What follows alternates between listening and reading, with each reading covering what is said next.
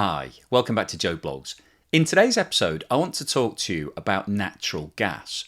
At the time of Russia's invasion of Ukraine, it was expected that Europe was going to suffer severely as a result of the fact that it no longer wanted to buy Russian gas, which was being supplied directly by pipelines that had been built by Russia over the course of the previous 50 years. And in terms of the initial impact, the countries that were dependent on natural gas imports did suffer substantially because we saw a massive increase in the price of natural gas and also a reduction in those supplies coming from Russia. And the problem that this presented for countries like Germany and Italy is that it was very difficult to replace pipeline gas with LNG because you need to have a regasification facility to convert liquefied natural gas back into its gaseous state before you could then feed it into your network. Now, we recently passed the 18-month anniversary of this war, and that's a surprise to everybody, particularly Russia, who are expecting it to last a matter of days. So in today's episode, I wanted to dive into the detail on the loss of income that Russia has suffered since it stopped exporting large amounts of gas via the pipelines, how it's getting on in terms of replacing those lost exports with increased exports to China and the rest of the world. I wanted to look at what the situation is with regards to the current reserves that Europe is building up for the winter period, what's going on with regards to prices in the markets, and what the overall impact of all of this is both on the Russian economy and the global economy. Now, you may be surprised to see me back in the Joe Blog studio, back on camera, because I've been off camera for some time. If you are interested in seeing me and hearing more from me and maybe finding out a bit more about me and talking about some other issues, then check out my Patreon page because I'll be posting a lot more face-to-face videos over on that channel. And if you've got some questions or anything that you'd like me to discuss or ask or chat through, then let me know, send me a message, and you'll be able to check out more videos like this on the Patreon channel. But if you don't like Patreon and you don't want to do that, you can always support the channel either by checking out my Buy Me a Coffee page or having a look below where you'll find links to YouTube super thanks and membership. This chart shows the countries with the largest natural gas reserves in the world. And as you can see right at the top of this chart is Russia, who have around 24% of all of the global supply. The country with the second largest reserves is Iran, who have around 17%, followed by Qatar with 12.5%, the United States with 5.3%, Saudi Arabia 4.2%, Turkmenistan 3.8%, United Arab Emirates 3.1%, Venezuela 2.8%, Nigeria 2.6%, and China has 2.4% of the total global reserves. So what this shows is that the top three countries hold around 54% of the total world supply of natural gas. Now, in terms of which countries are consuming the most natural gas, you can see that top of the list is the United States, who are consuming around 22% of the global consumption, followed by Russia at 12%, China at 5.4%, Iran at 5.2%, Japan at 3.3%, Canada 3.2%, Saudi Arabia 2.9%, Germany 2.3%, Mexico 2.2%, and the United Arab Emirates at 2.1%. So in terms of looking at the dynamics between which countries are producing the most and which countries are consuming the most, the country that has the biggest differential and therefore is the world's largest importer of natural gas is Germany, followed by Japan, China, the United States, Italy, Turkey, the Netherlands, Mexico, South Korea, and France. And if we carry on and look at the next 10 largest importers, you've got the United Kingdom at 11, Spain, Canada, India, Taiwan, the UAE, Belgium, Belarus, Russia, and Poland. And the reason I thought it was interesting to look at the top 20 is that 8 of these countries are located in Europe. And prior to Russia's invasion of Ukraine, all of these countries were importing some of their requirements directly from Russia. The lowest cost way of transporting natural gas is to build a pipeline and feed the gas directly from the ground into the pipeline to the end user. And this chart shows the major oil and gas pipelines that have been built all across the world. The gas pipelines are shown in green and represent 84% of all pipelines that have been constructed. And the pink pipelines are oil pipelines, which represent around 16% of all pipelines. And the reason that I thought it was worth showing you this is that it's not just Russia who are building pipelines to transport gas.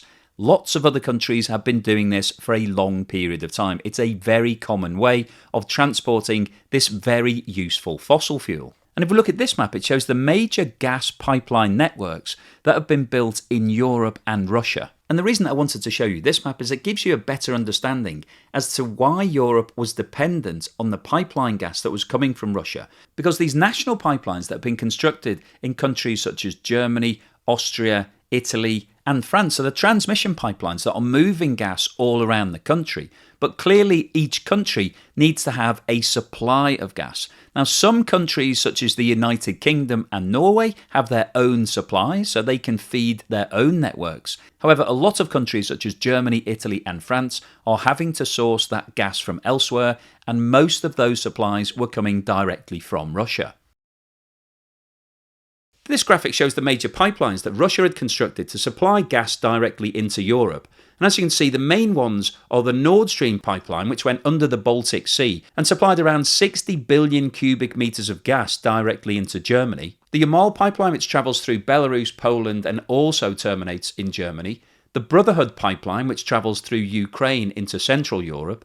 The Soyuz pipeline, which also goes through Ukraine, and the Blue Stream and the Turk Stream pipelines, which deliver gas to Turkey. Now, since Russia's invasion of Ukraine, gas supplies through the Yamal and Brotherhood and Soyuz pipelines have reduced significantly, and all gas has ceased flowing through the Nord Stream pipeline following the underwater explosions that took place towards the end of 2022. And one of the major challenges that Russia is now facing is trying to replace the $75 billion worth of revenue that it was receiving from those gas sales with other sales, because the only way that Russia can sell this gas to other countries is either by constructing new pipelines, which is very expensive and takes a long period of time to put into place, or to liquefy that gas and then transport it over the ocean. And that, unfortunately, from Russia's point of view, also takes a long period of time, because you have to construct really large facilities to be able to liquefy that gas. So Russia today is sitting on huge amounts of natural gas, which historically were generating large amounts of revenue for it.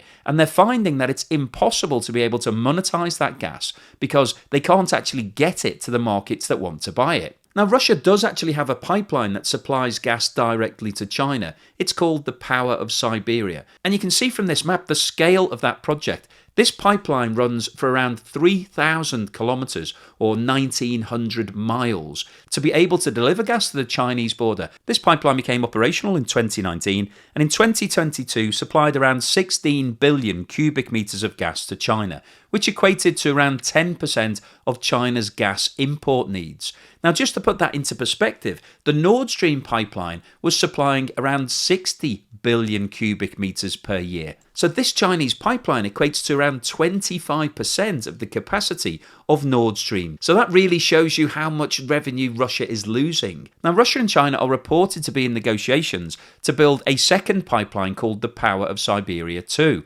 However, that deal has not been signed, and even if it's signed at some point in the near future, the talk is that the pipeline will be operational in 2030. So it will take another 7 years to actually construct because it's so long. And if you look at this graphic, you can see that the dotted line shows the Power of Siberia 2 pipeline, and it is absolutely enormous because it's not coming from the same gas fields that the Power of Siberia is supplying. It's actually coming from the Yamal fields, which historically were supplying Europe because it's closer to Europe.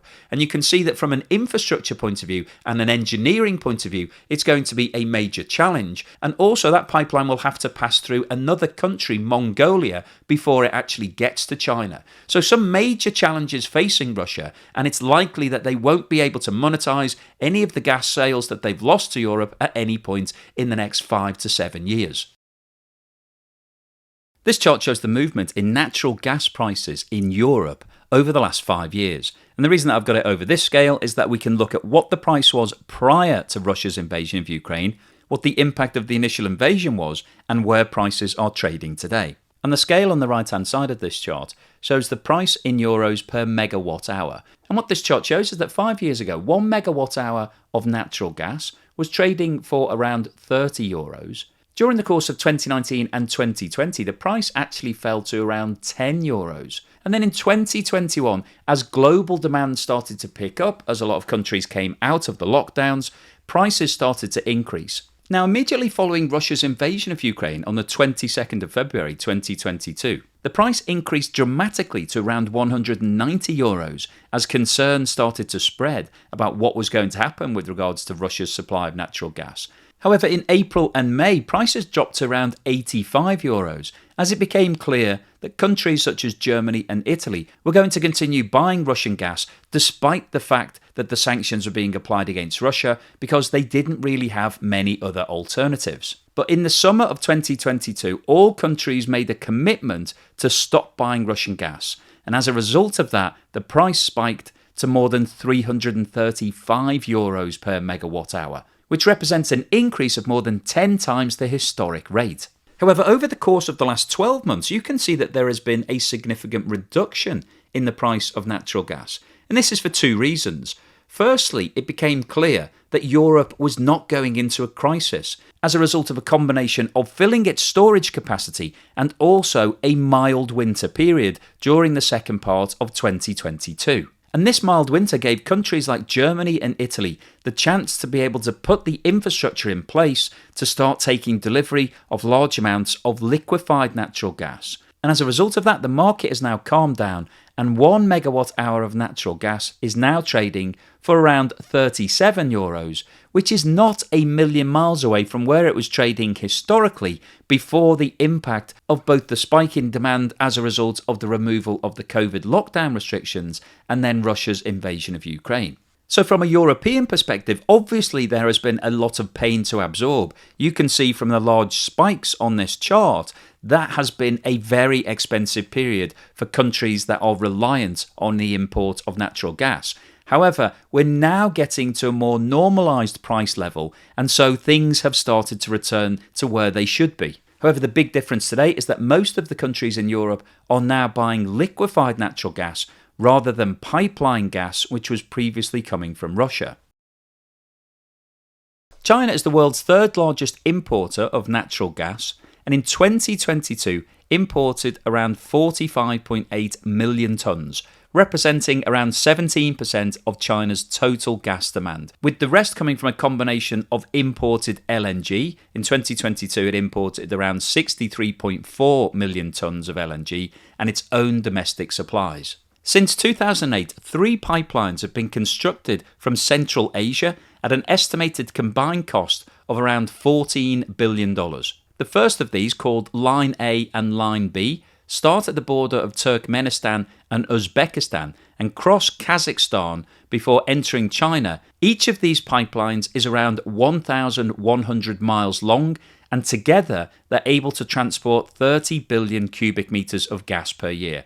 And to put that into perspective, the Nord Stream pipelines that were supplying gas from Russia to Germany were supplying around 60 billion cubic meters. So these 2 pipelines are half the volume of the Nord Stream pipeline. The third pipeline, called Line C, started pumping gas to China in 2014 and has an annual capacity of 25 billion cubic meters. A fourth line, called Line D, is currently in planning and will carry another 30 billion cubic meters of gas. As I'm sure you'll be aware, as a direct result of the sanctions, Russia increased the volume of oil it was selling to China. However, in order to encourage China to take that oil, it had to offer large discounts. And it's now become apparent that the pipeline gas that Russia is selling to China is also being sold at a huge discount. The price of Russian pipeline gas being sold to Turkey and Europe in 2022 was $983 per 1,000 cubic meters.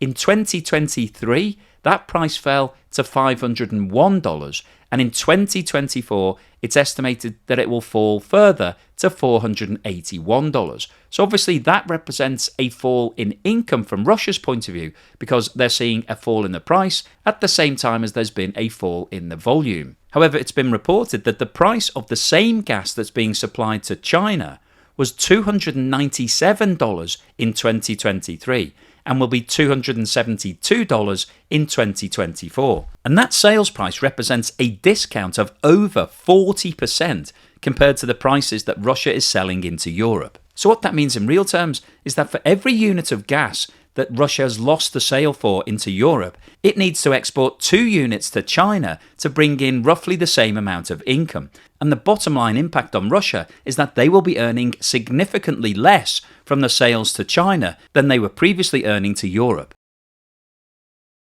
Now, in terms of the current levels of gas storage that are being held by European countries, this chart shows the position as at the 3rd of September 2023. And this shows that the storage capacity in Germany, which is the world's largest importer of natural gas, are currently 94% full. In Italy, storage is 93% full. In France, it's 90% full. In the Netherlands, it's 95% full. And Spain's storage is 100% full, although Spain does have smaller storage capacity than most of the other countries in Europe. And the reason I wanted to show you this is that it means that the European countries are not currently in a state of panic in terms of what's going to happen in the winter of 2023-24. They've got their storage completely full. They're still able to buy in liquefied natural gas and pass that through regasification facilities. So Europe is currently in a very strong position. And this, I think, is really interesting because one of the risks in terms of the war in Ukraine and the sanctions was that Europe was at risk of running out of gas if it was unable to fill up its storage capacity through the summer of 2023. Because in the summer of 2022, all of the countries were actually using Russian gas to fill up their storage because it was still acceptable to buy it at that point in order to avert any form of disaster. However, the Nord Stream pipelines are no longer operational and Russia has cut the amount of gas that it's supplying to Europe. So there was a real concern that these facilities would be empty going into the winter and that would cause major problems. However, as you can see from this graphic, they are full and Europe is in good shape. Now, in terms of being able to export gas, pipelines are obviously the preferred option, but if you can't use pipelines, you have to convert that gas into a liquefied form and then put it onto ships and send it to the countries that want to buy it. And this chart shows the countries with the largest LNG export capacity in operation as of 2022. So you can see that right at the top of this list, with around 88 million metric tons of capacity per year, is Australia, followed by Qatar with 77 million tonnes, the United States with 74 million, Malaysia 32 million, Algeria 29 million, and then very surprisingly, number 6 on this list is Russia with 29 million, despite the fact that they have significantly larger reserves than any other country in the world. Nigeria is number 7 with 23 million, Indonesia number 8 with 20 million, Egypt number 9 at 12 million, and Trinidad and Tobago number 10 with 1.2 million. And the reason that Russia is so low on this chart is because they had the pipelines, which was the easiest and lowest cost form of transmission. And so Russia didn't really need to spend huge amounts of capital building LNG facilities because they were just sending the gas directly out of the ground to all of the countries that want to buy it. But because of the sanctions, they can no longer do that. And that means that Russia is not well placed to be able to pick up the huge increase in demand for LNG because they simply don't have the capacity to convert their own gas into LNG. And in terms of looking at the actual levels involved, this chart shows the export volumes for the United States, which is shown in light blue, Australia, which is shown in purple, Qatar, which is shown in green, and Russia, which is shown in yellow. So you can see that back in 2015, the biggest player in the LNG market was Qatar, who are exporting around 100 billion cubic meters of LNG each year. The next biggest player at that point was Australia, who are exporting around 40 billion cubic meters. Russia came in at number 3 on this list, exporting around 17 billion cubic meters. And the USA's LNG exports at that point were minimal. However, as you can see, over the course of the last 8 years, Australia and the USA have increased their LNG exports significantly. And in 2023, it's expected that the USA, Australia and Qatar will all export more than 100 billion cubic meters. However, if you look at what's happened with Russia's exports, there has been an increase. However, that increase has been significantly slower. And in 2023, it's estimated that Russia will export around 40 billion cubic meters. And if we look at the forecast situation for 2025, you can see that the USA is expected to become the dominant player in the export of LNG, and Russia's capacity is expected to increase to around 60 billion cubic meters, leaving it significantly behind Qatar, Australia and the USA. So the alternative that Russia has is to build more liquefied natural gas facilities to be able to convert this gas into LNG and then sell it to India and other countries in Asia. But the problem that Russia is facing is twofold. Firstly, it's very expensive to be able to build those facilities, and Russia is not awash with cash at the moment. It's facing major sanctions, it's losing revenue, so it doesn't have the cash available to be able to invest into those facilities. But in addition to that, it also doesn't have the expertise that it used to have. Historically, when Russia wanted to build any infrastructure, it leaned upon lots of majors from around the world. So companies like BP, Shell, ExxonMobil would come in and they would help design and build these facilities and also pay for them as well. However, following Russia's invasion of Ukraine, all of those companies decided that they no longer wanted to have any relationship with any Russian companies. They have now left the country, so Russia can't rely upon them to be able to help them build these facilities and also to pay for them. So Russia's really between a rock and a hard place right now. It needs to generate more money from its gas deposits, but it simply doesn't have the infrastructure in place to be able to do it. So what's the summary and conclusion today? Well, I wanted to post this video really to see what the overall impact of the loss of Russia's exports of gas have been on both the Russian economy, the European economy, and the global economy. And I think what we've seen from today's video is that the biggest loser here is Russia. Russia has the world's largest supplies of natural gas.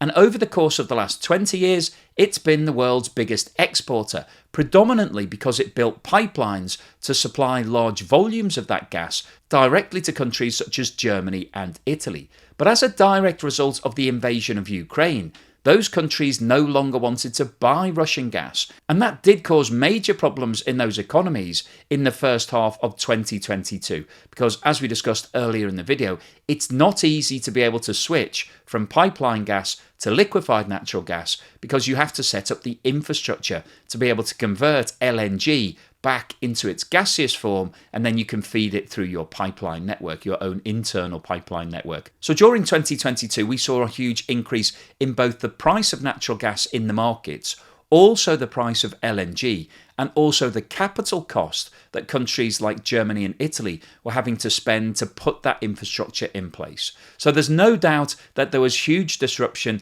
and huge negative impacts on the economies of Europe during the course of 2022. And one of the results of that is that Germany went into recession. They didn't go into recession just because of the increase in natural gas prices, but it had a major impact because a lot of the consumers in Germany and the industries in Germany are reliant on gas. And so they had to pay higher prices. We saw Uniper, which is the German distributor of gas, actually going into bankruptcy and having to be bailed out by the German authorities. So there was a massive impact. But as we've seen from the data today, the biggest single impact has been on Russia. They've gone from being the world's biggest supplier of natural gas to losing that position. And actually, most of the natural gas that they were selling in terms of the volumes is now still sitting under the ground because they haven't been able to build new pipelines to countries like China overnight, or to build liquefied natural gas facilities to be able to liquefy it and then put it onto ships. So basically, Russia is no longer selling that gas. It's literally just sitting under the ground doing nothing. Now, as I'm sure you'll be perfectly aware, Russia has been trying to replace its lost fossil fuel sales with increased sales to India and China. And Russia has built the Power of Siberia pipeline, which supplies gas directly to China. However, that pipeline is almost 2,000 miles long. It is absolutely enormous because the problem that Russia has is that the majority of its gas fields are not located close to China. And so it's having to construct massive infrastructure to be able to deliver that product. And in order to increase its supplies to China, it's going to have to build the Power of Siberia 2. The contract hasn't even been signed on that deal yet, and it's likely to take until at least 2030 before that pipeline's operational. But even if it is operational, it's still going to be a fraction of the size of the Nord Stream pipelines that were supplying gas to Germany before the war started. And as we've also discussed in today's video, in order to build more liquefied natural gas facilities, Russia needs both expertise and capital, and it doesn't have either of those things at the moment. It's lost a lot of its relationships as a result of the majors cutting their ties with Russia, and those majors were funding a lot of these facilities. So Russia is now going to have to find the money to be able to build those plants, and then it needs to make sure that it knows exactly what it's doing, and both of those things are going to represent a major problem over the course of the next few years. So essentially the summary of today's video is that despite the fact that Russia is sitting on the world's largest supplies of natural gas, it's no longer the world's largest exporter. It's dropped down the table significantly. And it's very unlikely that they're ever going to get back to being the world's largest exporter, because they firstly need to build all of this infrastructure to be able to get to that situation. And as we know, over the course of the next 10 to 20 years, there is a movement away from fossil fuels. A lot of countries are significantly increasing their renewable energy sources. So we've got things like hydro and solar and wind and a variety of other things that are replacing the need to import natural gas. So Russia may find that it's missed the market by the time it builds this infrastructure and is therefore able to increase its export capacity. The market may well have contracted. And so this is a once in a lifetime lost opportunity from Russia's point of view. So the overall summary of today's video is that the sanctions that have been applied against Russia have had a devastating impact on Russia's natural gas exports. That's led to a huge loss of income of around $100 billion. It's also meant that Russia now has a huge cash requirement to try and build more infrastructure at a time when demand is at its highest. And by the time Russia gets to the position where it can actually start exporting again, it may find that it's missed the boat. So hopefully you've enjoyed today's video, you found it useful, informative and thought-provoking. If you've liked what I've said, then please give me a thumbs up. Thank you for watching this video all the way through to the end, and here's something to put a smile on your face.